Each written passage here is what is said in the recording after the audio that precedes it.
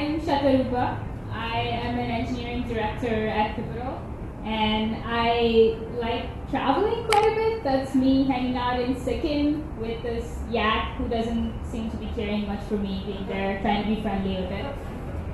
When I'm not doing that, I am a core contributor on BOSH. What is BOSH, you ask? It's an open source tool for deploying and monitoring distributed services. So to give you some context on BOSH, we're coming close to hitting 15,000 commits. I'm waiting for that. We get some champagne if we do that. We have about 225 contributors. We're always looking for more. And BOSH is used actually by not just the open source community, but also a bunch of Fortune 500 companies, and they're running their deployment, like their production workloads on BOSH. And so the reason I tell you this is to give you an idea of like the complexity of the code base. It's WASP, it's a legacy Ruby app that's been around for like 5 years now. And we set out on this mission to introduce some changes to it. Why am I here to talk about those changes? Like, we hate change, right? Like, remember that time you had to change your apartment? It was the worst. But it's something that's also inevitable. Like, if you're in the JavaScript community, you're probably experiencing change every weekend. If you're using a framework from 2 weekends back, it's already obsolete by now. We're not that radical on BOSH, but we still do have to embrace change. And today, what I'm here to talk about is some of the changes we did embrace over the last 2 years, and also like some tools and techniques that worked for us. So our mission about 2 years back was to scale the team. So we wanted to change the team's structure and location, and we wanted to change the tech stack of some of our core components.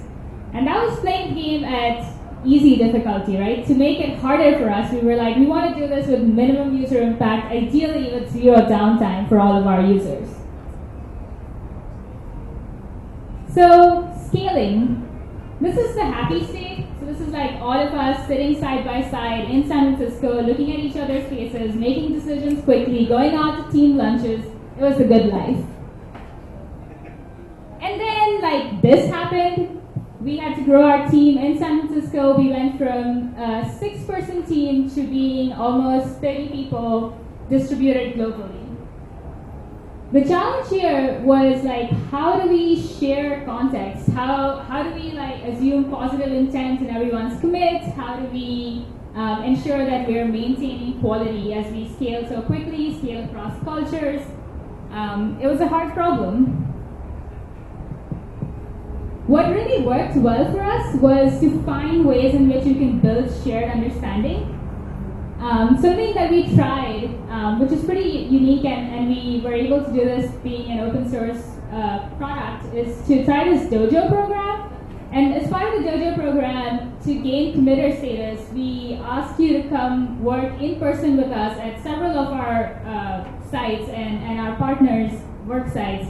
And you work with us for 6 to 12 weeks. The idea is that you work with the engineers, you like gain shared experiences, and you really learn to like have those experiences that you would if you were on the same team, right? You're going out on these team lunches, you're understanding our process, you're doing it for 6 to 12 weeks, and then you take it back and you try to adopt as much of it as you want to.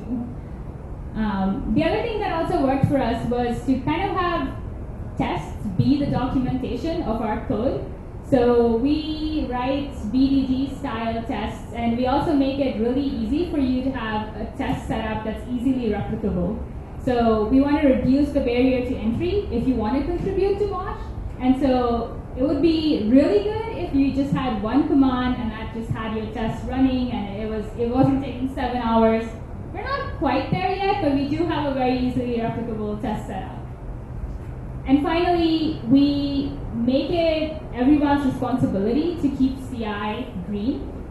This is something that we are pretty serious about, and every different, all the work sites that we have all have their own instances of CI running, and we're continuously integrating everyone's code so you don't have a long-lived branch and you don't have CI that breaks. We also tried really hard to contain complexity. So the challenge is when you're all sitting side by side, right, and you make this code change and you're wondering if it has any ripple effects, you just go and ask the person next to you and they tell you. Or you ask someone else who knows about this. But that's a little difficult to do when you have someone working in China who are not on your work hours at all.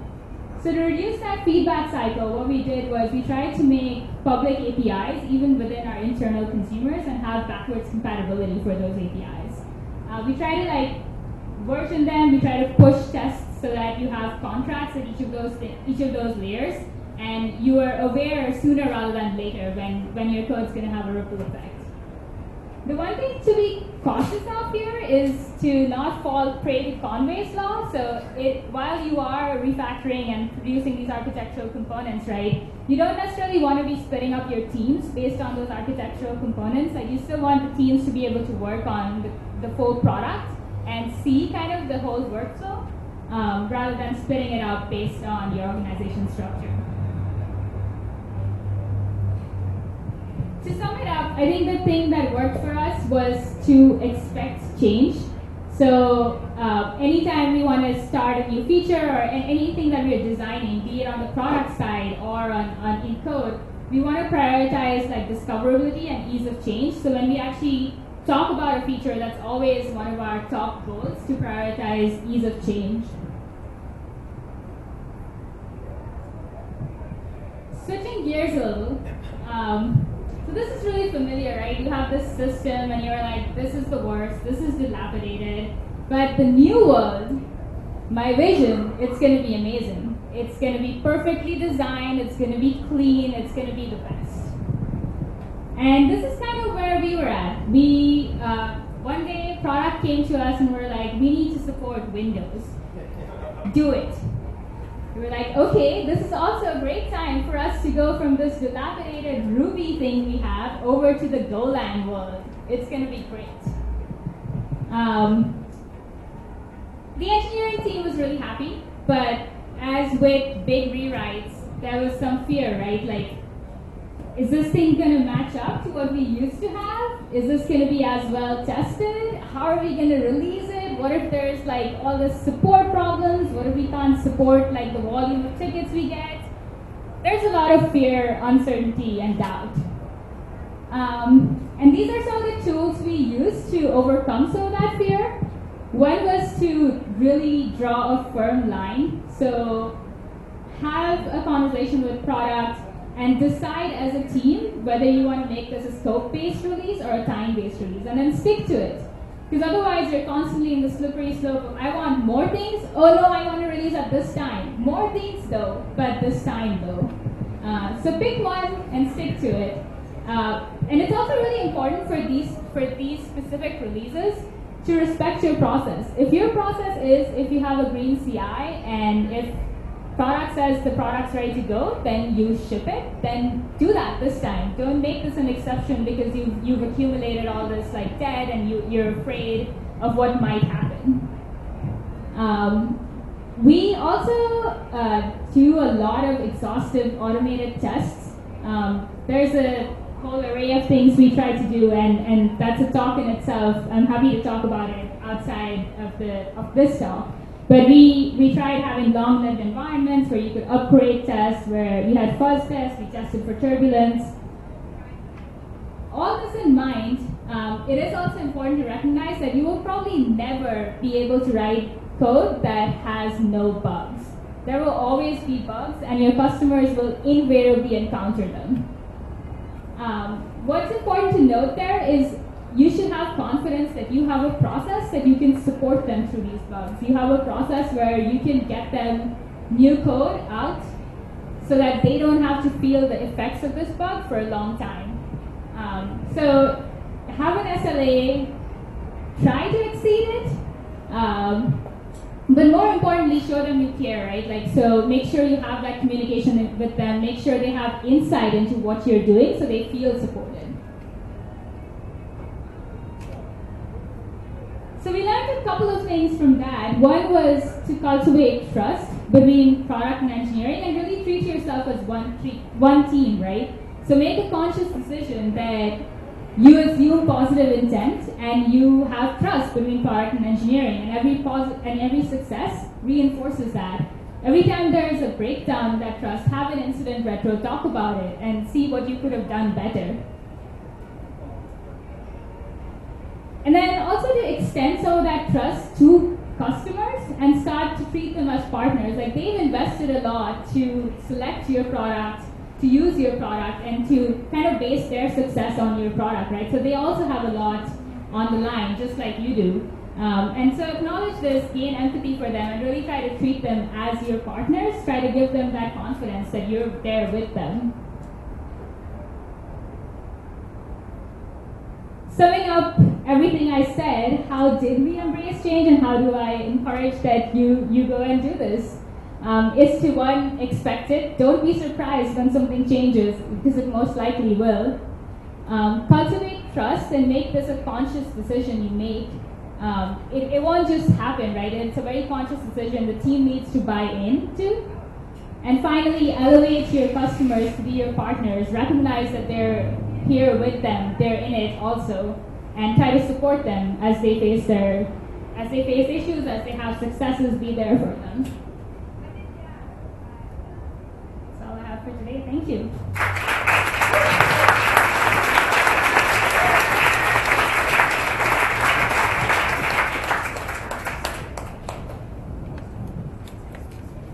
Thank you for that. I found that talk to be just perfect. As a matter of fact, it was phenomenal, pioneering, polished, posh, praiseworthy, premium, priceless, prime, primo, rad, remarkable, riveting, scrumptiolescent, sensational, shining, slick, smashing, solid, spectacular, splendid, stellar, striking, stunning, stupendous, stylish, sublime, super, super, duper, super, excellent, and superb, among others. But no, really, I mean, I love hearing those types of stories. You know, that was a gem. You know, hearing a team, you know, kind of embrace change, tackling their problems, and making them go. Get it? Because they rewrote it and go. Okay, maybe you didn't catch that part. I know that was a bad joke. No, that was a Ruby of a joke. Yeah. Okay. Yeah. I should have put the kibosh on that one. Get it? Because it's BOSH. Alright. Anyway. Don't explain it. No, that's how you make it funny. If it's a secret, just let you in on a secret. If you tell a joke and it doesn't go well, just explain it. Because then you make it the audience's fault, and then that's funny somehow. I don't know how it works, it's magic. Don't question it. Anyway.